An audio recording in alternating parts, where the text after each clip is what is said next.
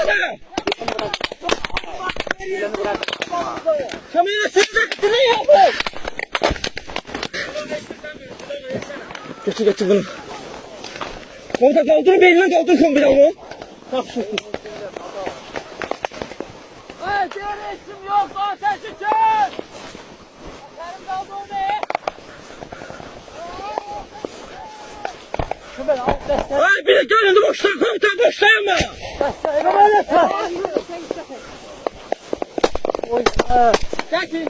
Gel.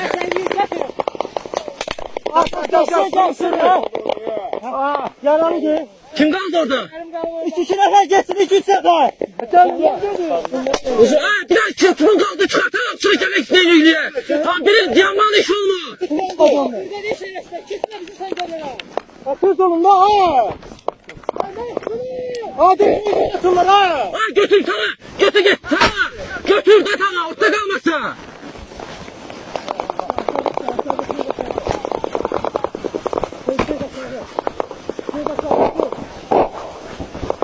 Birine buraya gelsin. Birine buraya gelsin. Kömeği desin. Evet komutan.